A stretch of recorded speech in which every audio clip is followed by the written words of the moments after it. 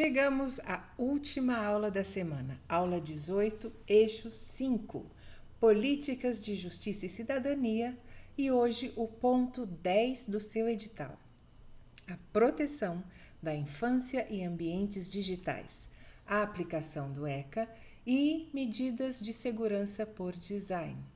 A crescente presença de crianças e adolescentes no ambiente digital, seja em redes sociais, jogos online, plataformas de vídeo ou aplicativos educativos, trouxe sim inúmeros benefícios, mas também expôs a população a novos riscos. E a proteção da infância em ambientes digitais tornou-se um imperativo para as políticas de justiça e cidadania e exige a adaptação de legislações existentes e o desenvolvimento de novas estratégias. Primeiro tópico, a aplicação, sim, nesses casos também, do Estatuto da Criança e do Adolescente, o ECA, no ambiente digital. Por quê? O Estatuto, a Lei 8.069, lá de 1990, é o principal marco legal brasileiro para a proteção de crianças e adolescentes.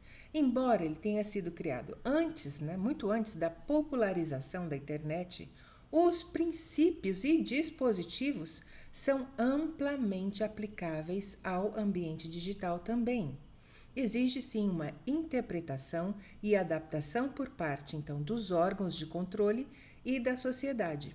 E quais são esses princípios fundamentais do ECA que são aplicáveis à esfera digital? Primeiro princípio do melhor interesse da criança e do adolescente. Todas as ações e decisões relacionadas a crianças e adolescentes, elas devem visar ao seu superior interesse da criança, incluindo a segurança e o bem-estar online. Por exemplo, é de interesse da criança que a escola que ela frequenta ou uma academia, por exemplo, a use em propaganda, mesmo que em grupo com outras crianças, que ela apareça ali, etc., sem nenhum vínculo, simplesmente para divulgar. Se usa muito isso, né? Não, a gente divulga a nossa escola assim. Mas como assim? Você está usando a imagem da criança. É de interesse dela isso? É óbvio que não. É claro que não é de interesse da criança. Então, melhor interesse da criança, um princípio já no ECA. Outro princípio, direito à liberdade, respeito e dignidade. Garante que as crianças e adolescentes não sejam submetidos a qualquer forma de negligência ou de discriminação ou exploração, violência, crueldade, opressão, mesmo no ambiente virtual. O que vale na vida real, material, vale no ambiente virtual também. Terceiro ponto, direito à proteção contra exploração sexual. O ECA já proibia e criminalizava a exploração sexual de crianças e adolescentes, lembrem. No ambiente digital, isso se traduz na criminalização da pornografia infantil, do aliciamento e da pedofilia online. E o dever da família, da comunidade, da sociedade e do poder público. Todos têm dever de assegurar com absoluta prioridade o direito à vida, à saúde, à alimentação, à educação, ao esporte, lazer, profissionalização, cultura, dignidade, respeito, à liberdade, à convivência familiar, à convivência comunitária de crianças e adolescentes. Isso inclui, obviamente, o ambiente online. E aí, por isso, a gente tem desafios de adaptações do ECA no ambiente digital. Nós temos o que na vida real? O bullying. E no ambiente digital aparece o cyberbullying e também o assédio online. E embora o ECA não use esses termos, as condutas podem sim ser enquadradas como agressões, humilhações ou violações da dignidade da criança passíveis de responsabilização. A Lei 13.185, de 2015, a Lei do Bullying, também reforça o combate a essas práticas, inclusive no ambiente virtual. Temos ainda outro desafio, que é a exposição a conteúdo inapropriado. O ECA prevê a proteção da criança contra conteúdo inadequado à sua faixa etária, e isso exige a colaboração das plataformas para implementar filtros de conteúdo e mecanismos de denúncia também.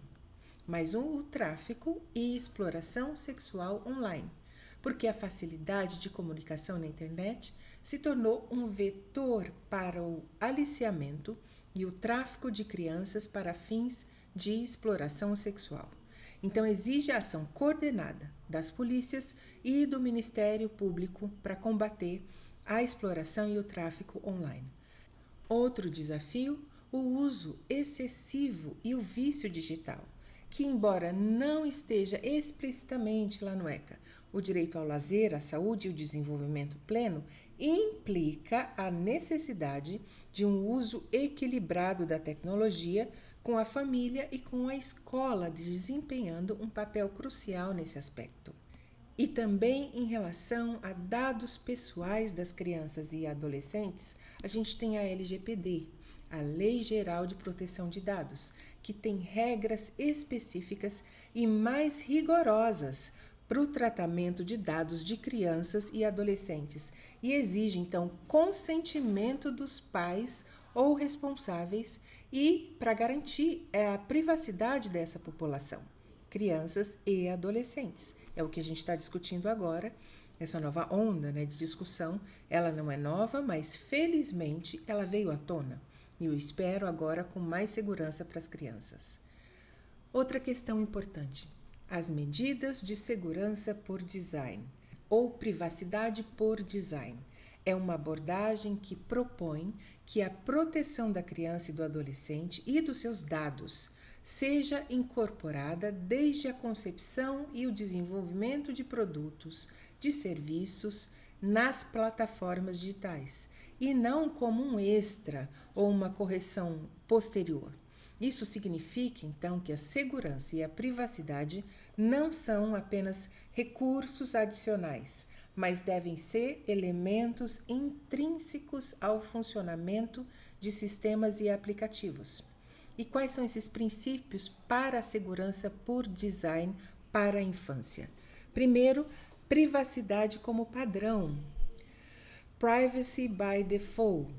As configurações padrão de produtos e serviços, elas devem ser as mais protetivas possíveis para crianças e adolescentes. Por exemplo, o perfil de redes sociais de menores devem ser privados por padrão e dados coletados devem ser os mínimos necessários. Outro princípio, transparência. As informações sobre como os dados de crianças são coletados, como eles são usados e como eles são protegidos devem ser apresentadas de forma clara pelas plataformas. Forma clara, simples e compreensível, adequada à idade. Mais uma questão, controles parentais eficazes.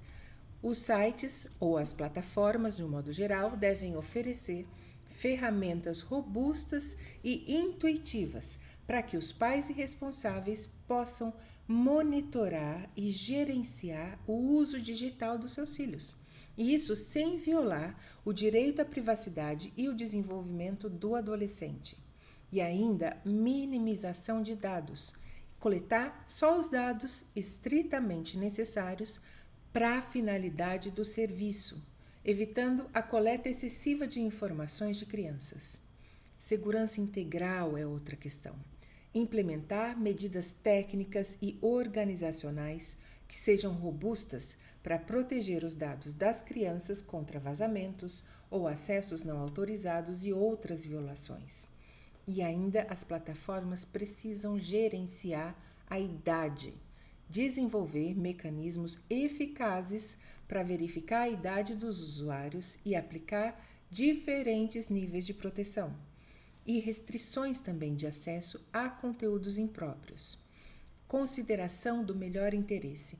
Todo o design do produto ou serviço deve considerar o bem-estar e o melhor interesse da criança e do adolescente como prioridade. E também deve denunciar, oferecer denúncia e moderação dos conteúdos que sejam proativos, criar canais de denúncia acessíveis e eficientes, né? E investir em moderação de conteúdo proativo para identificar e remover material abusivo ou prejudicial à infância. E aí temos a aplicação na prática. Empresas de tecnologia, desenvolvedores de jogos, plataformas de streaming e redes sociais têm o dever de incorporar essas medidas. Isso envolve desde a forma como coletam os dados, como já dito, dados de localização, até o design de interfaces que incentivam um uso saudável e seguro. Mais questões sobre as crianças que é preciso levantar. Ações e desafios para a proteção da infância digital. A proteção da infância em ambientes digitais vai exigir uma abordagem multissetorial. Precisa de legislação atualizada, fiscalização e responsabilização, educação digital, cooperação internacional, engajamento da indústria e participação da sociedade civil. Vamos ver cada um desses. Sobre a legislação, a contínua atualização das leis para abranger essas novas tecnologias que também vêm com novos riscos. E sobre a fiscalização e responsabilização, o poder público, o Ministério Público, a ANPD, a Polícia Federal, precisa ter capacidade de fiscalizar e responsabilizar as empresas e indivíduos que violam os direitos das crianças e adolescentes na esfera digital. E a educação digital? Programas de educação para crianças, adolescentes, pais e educadores sobre os riscos e o uso seguro e responsável da internet. Nós precisaríamos disso não só para crianças, né? Acho que para todo mundo. Cooperação internacional. A natureza transnacional desses crimes digitais contra as crianças vai exigir uma forte cooperação entre países também.